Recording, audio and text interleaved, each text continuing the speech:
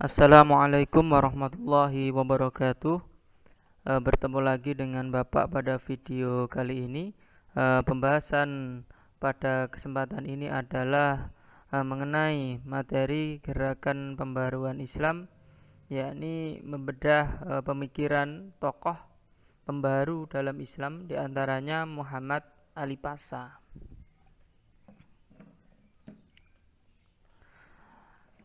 Saya paparkan berkenaan peta konsep apa yang nantinya akan kita pelajari di bab ini. Jadi gerakan pembaruan dalam Islam, ini nantinya akan kita cari dulu apa sebenarnya pengertian pembaruan. Pembaruan yang dimaksud di sini itu seperti apa. Baru kemudian akan kita bahas tentang biografi tokoh-tokoh pembaru dalam Islam.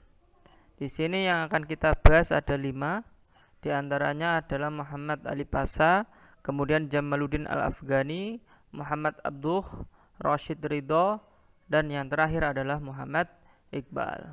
Selain biografinya, nanti kita juga akan membedah pemikiran tokoh-tokoh pembaru dalam Islam. Maka anak-anak sekalian, pada kesempatan ini kita khusus membahas tentang tokoh Muhammad Ali Pasa. Dan untuk tokoh-tokoh yang lain akan kita bahas pada video berikutnya. Poin yang pertama adalah sebelum kita membahas tokoh, maka kita perlu memahami dulu apa sebenarnya makna atau pengertian dari pembaruan. Jadi pembaruan dalam Islam adalah upaya-upaya untuk menyesuaikan paham keagamaan Islam dengan perkembangan baru yang ditimbulkan oleh kemajuan ilmu pengetahuan dan teknologi modern. Jadi pembaruan ini dalam Islam disebut juga dengan tajdid. Jadi gerakan pembaruan Islam ini disebut dengan tajdid. Secara harfiah tajdid ini berarti pembaruan. Jadi tajdid artinya pembaruan. Dan orang yang melakukannya disebut mujaddid. Jadi gerakan pembaruan Islam ini disebut dengan istilah tajdid. Sebenarnya Islam ini telah memiliki tradisi pembaruan ketika menemukan masalah-masalah baru. Jadi kaum muslim itu segera memberikan jawaban yang didasarkan atas doktrin-doktrin dasar kitab dan sunnah. Jadi segala sesuatu dalam mencari untuk menemukan jawaban dari masalah-masalah yang baru muncul, maka semuanya harus didasarkan pada kitab dan sunnah. Jadi Rasulullah SAW pernah mengisyaratkan bahwa sesungguhnya Allah akan mengutus kepada umat ini, dalam arti khusus umat Islam, pada permulaan setiap abad orang-orang yang akan memperbaiki atau memperbarui agamanya. Jadi setiap abad, ya, permulaan setiap abad pasti akan ada orang-orang yang akan memperbarui, memperbaiki agamanya. Jadi setiap abad pasti ada tokoh di sana. Istilah pembaruan ini baru terkenal dan populer setelah munculnya semangat pemikiran dan kegerakan pembaruan Islam. Jadi menyusul daripada kontak politik dan intelektual dengan Barat, yang kemudian dulu pernah sempat saya singgung dalam video sebelumnya berkenaan kemunduran umat Islam, akhirnya kemudian menjadikan sebab bangsa Barat mengalami kemajuan dalam bidang peradaban dan ilmu pengetahuan, sehingga disinilah muncul sebuah konflik. Maka dari konflik inilah harapannya Islam ini mampu kembali ya sesuai atau bahkan lebih daripada pendahulu-pendahulu yang telah mampu memberikan kontribusi kepada Islam sehingga secara peradaban mengalami kemajuan.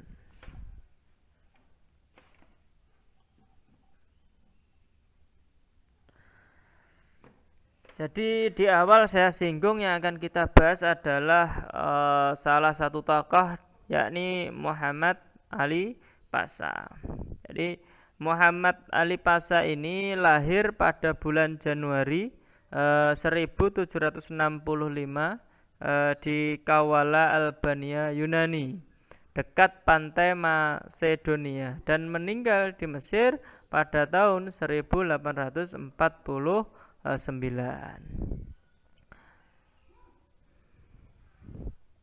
Jadi negeri ini telah menjadi bagian negara Daulah Utsmani sejak ditaklukkannya oleh Sultan Muhammad Al-Fatih pada tahun 857 Hijriah atau 1453 Masehi dan baru dapat melepaskan diri dari kekuasaan Istanbul pada tahun 1245 atau 1829 Masehi. Ayah Muhammad Ali Pasha ini bernama Ibrahim Aga. Jadi seorang imigran Turki. Kelahiran Yunani. Jadi sejak kecil ini Muhammad Ali Pasha memang memiliki keterampilan, kecakapan dan kecerdasan yang luar biasa. Bahkan dalam hidupnya ya Muhammad Ali Pasha ini adalah seorang perwira terbaik saat itu.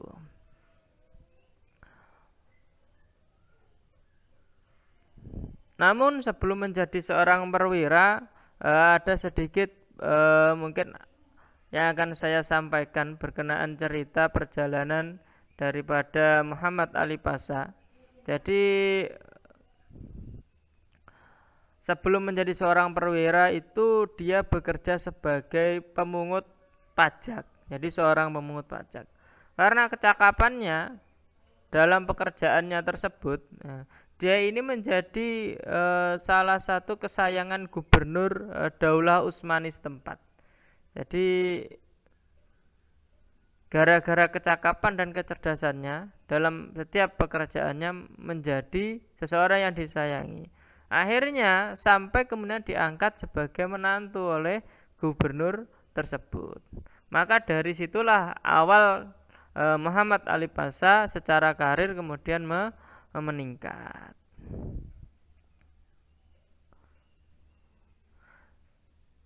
Kemudian Muhammad Ali Pasha ini diangkat menjadi gubernur menantu gubernur Utsmani di tempatnya bekerja. Setelah masuk dalam dinas militer, ia menunjukkan kecakapan dan kesanggupan sehingga pangkatnya cepat naik menjadi perwira. Jadi dari menjadi menantu gubernur kemudian masuk ke dalam dinas militer, karena kecakapannya akhirnya naik menjadi seorang perwira. Jadi Muhammad Ali Pasha ini juga turut memainkan peran penting dalam dunia politik. Muhammad Ali Pasha ini juga mewariskan peninggalan juga yang cukup megah di perbukitan Jabal Muqattam dengan meminta desainer Yunani bernama Yusuf Busnak saat itu. Akhirnya mampu membuat sebuah bangunan masjid yang megah dengan corak menara Turki yang berwarna putih perak. Dan masjid tersebut terbuat dari marmer yang menawan sehingga penduduk Mesir saat itu menamainya dengan Masjid Alabaster ya. Dan tadi saya singgung Muhammad Ali Pasha ini meninggal pada tahun 1849 849 Masehi di Alexandria. Kemudian jenazahnya dimakamkan di komplek Masjid Al-Abastar. Jadi ini sedikit biografi daripada tokoh Muhammad Ali Pasha, tokoh pembaru dalam Islam. Selanjutnya adalah perjalanan karir. Tadi sempat saya singgung sedikit berkenaan perjalanan karir. Jadi Muhammad Ali Pasha ini juga melakukan pembenahan ekonomi dan militer di Mesir. Atas saran para penasihatnya, dia juga melakukan program pengiriman tentara untuk belajar di Eropa. Jadi pemerintahan Muhammad Ali Pasha menandai permulaan diferensiasi yang sebenarnya antara struktur politik dan keagamaan di Mesir. Jadi Muhammad Ali Pasha berkuasa penuh, ia telah menjadi wakil sultan dengan resmi di Mesir dan rakyat sendiri tidak mempunyai organisasi dan kekuatan untuk menentang kekuasaannya.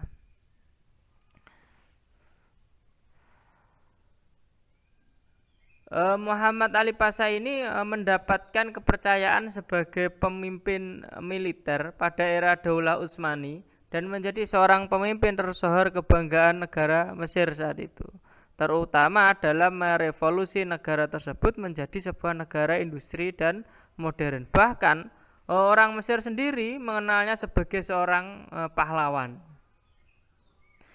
Ada hal yang sangat unik yang perlu saya sampaikan kepada kalian, bahwasannya Muhammad Ali Pasha ini bukan asli atau dilahirkan di Mesir. Bahkan dia ini tidak berbahasa Arab. Ya. Jadi dia itu bukan orang Mesir dan dilahirkan di Mesir dan tidak berbahasa Arab. Namun ya, keinginannya untuk membangun dan meningkatkan sumber penghasilan ekonomi bagi negara Mesir itu sangat besar. Sehingga inisiatif, visi, semangat yang dimilikinya ini tak mampu ditandingi pahlawan-pahlawan yang lain ya, yang sezaman dengannya. Jadi ada sebuah pelajaran yang berharga yang bisa kalian petik dari seorang Muhammad Ali Pasha, bahwasannya jadi memberikan kemanfaatan dimanapun ya, memberikan kemanfaatan dimanapun ya, pasti akan memberikan dampak positif untuk orang tersebut. Jadi kalian jangan takut memberikan manfaat di mana saja, walaupun itu bukan di tempat kalian atau di rumah kalian, atau bahkan ketika kalian merantau ya, pergi ke suatu tempat untuk belajar, di sana berikanlah manfaat kepada orang lain. Insya Allah akan ada dampak positif, dampak kebaikan yang akan kalian peroleh. Muhammad Ali Pasha ini adalah pendiri Daulah Mesir ya. Pendiri Daulah Mesir yang keturunannya memerintah Mesir sampai tahun 1952. Kemunculannya ini di Mesir tahun 1799 sebagai salah seorang di antara 300 yang menjadi anggota pasukan yang dikirim di Albania atas perintah Sultan Utsmani untuk mengusir Perancis. Pada awalnya ya, ia ini berkedudukan sebagai penasehat komandan pasukan Albania saat itu. Jadi awalnya itu dia itu hanya dikirim sebagai seorang pasukan, kemudian berkedudukan sebagai penasihat komandan ya. Karena kecakapannya ini dalam memimpin, maka ia diangkat menjadi komandan penuh. Maka sedikit perjalanan karirnya ya.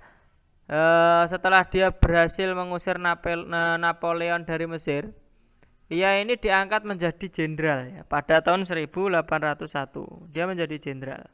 Kemudian pada tahun 1805 pada bulan November ia diangkat menjadi penguasa Mesir. Dan di tahun berikutnya, 1 tahun setelahnya, ia diangkat menjadi wali negara Mesir dengan gelar Pasha. Jadi bukan orang yang lahir di Mesir, tapi mampu menjadikan Mesir ini menjadi sebuah wilayah yang berkembang. Bahkan semangatnya untuk membangun Mesir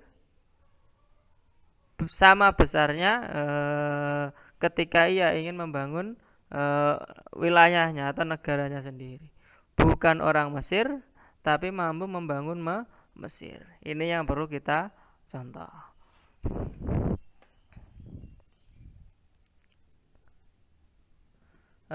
Ada beberapa hal yang nantinya akan kita bedah berkenaan pembaruan apa saja yang dilakukan oleh Muhammad Ali Pasha.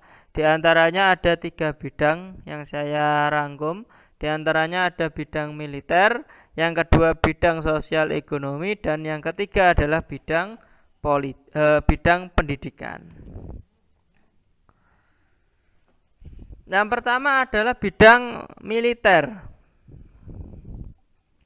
Jadi setelah Perancis ini dapat diusir, Inggris pada tahun 1802 Masehi, Muhammad Ali Pasha ini mengundang Saf, seorang perwira tinggi Perancis, untuk melatih tentara Mesir. Ya.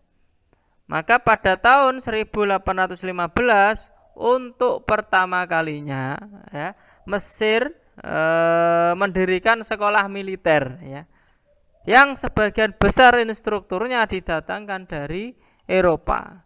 Jadi instruktur militernya ini bahkan didatangkan dari Eropa. Tidak hanya itu yang dilakukan oleh Muhammad Ali Pasha, ia ini juga mengimpor persenjataan buatan Eropa seperti buatan Jerman atau Inggris. Jadi dia itu mengimpor persenjataan dari Eropa.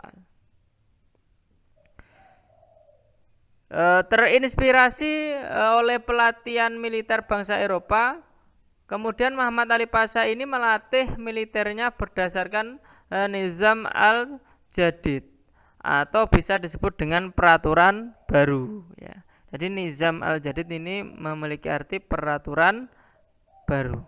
Jadi tentara Mesir ini maksudnya adalah tentara Mesir diatur dengan disiplin dan mulai memperkuatnya dengan menjadikan para petani luar daerah untuk mengikuti wajib militer. Jadi ternyata upaya ini cukup berhasil untuk menjadikan kekuatan militer Mesir ini semakin berkembang.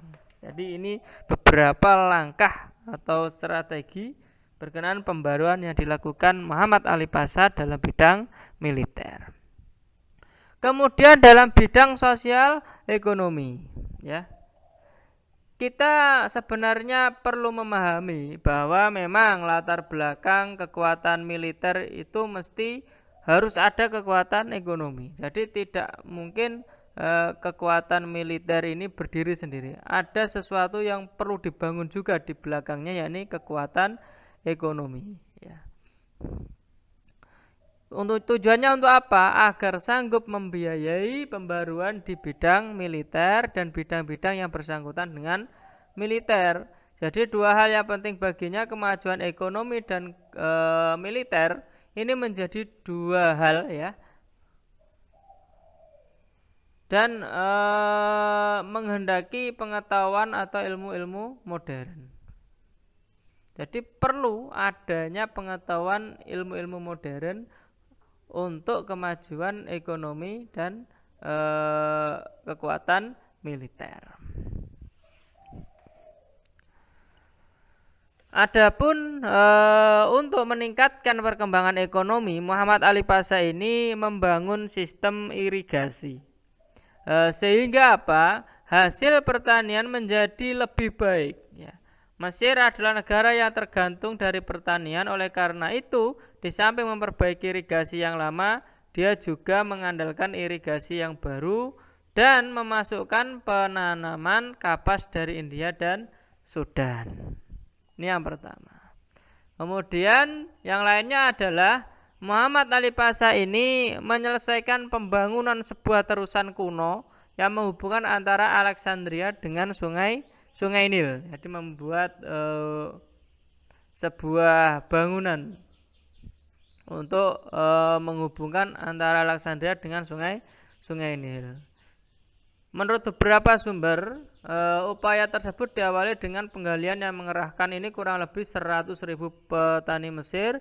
Dari hal tersebut meningkat pula pusat irigasi dari tahun 1813 sampai 1830 Masehi hingga 18%. Jadi kalau kita lihat memang Muhammad Ali Pasha ini memperhatikan sektor pertanian, sehingga kita melihat mungkin letak geografi daripada Mesir, maka dia membuat atau memberikan sebuah terobosan dengan membangun sistem irigasi.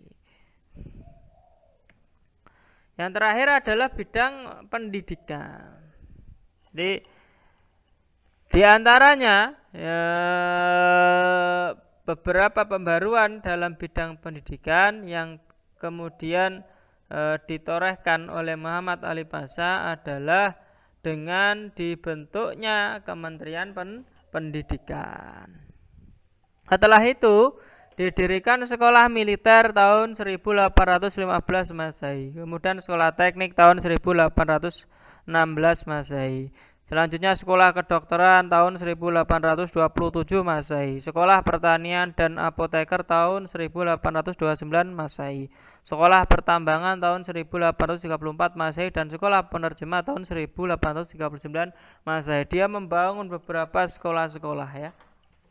Tujuannya apa? Untuk meningkatkan atau mengembangkan daripada sektor pendidikan ini.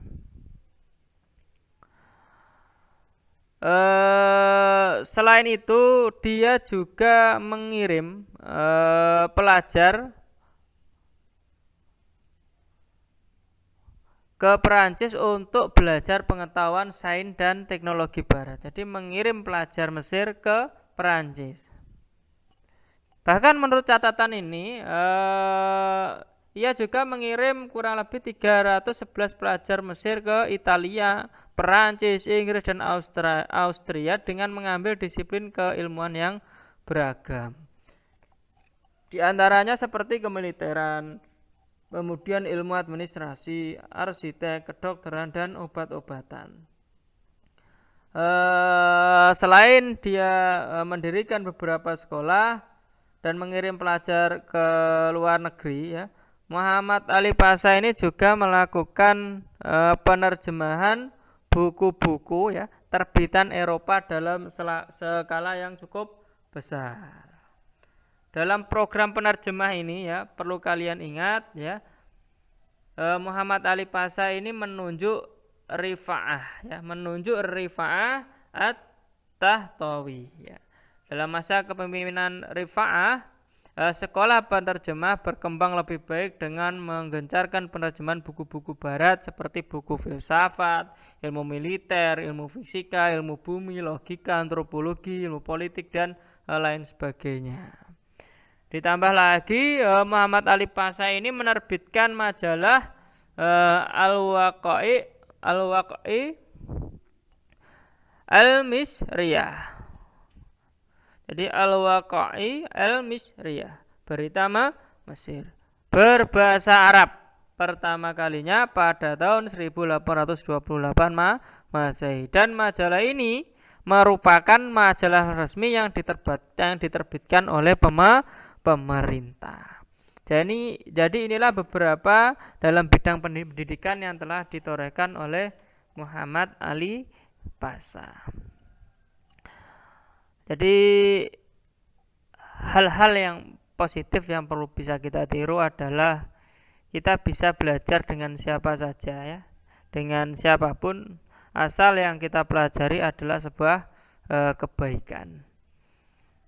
Bahkan di sini kita melihat Muhammad Ali Pasha ini tidak menutup hubungan dengan bangsa Barat, bahkan tetap menjalin hubungan, namun tetap disaring. Tujuannya apa? Dia melakukan ini agar mampu kemudian membangkitkan beberapa sektor yang ada di Mesir, baik daripada sektor pendidikan, sektor sosial ekonomi, kemudian sektor militer, sehingga apa? Tujuannya adalah semua itu mampu bangkit dan berkembang dan mampu mencapai sebuah kemajuan. Mungkin itu saja yang bisa saya sampaikan.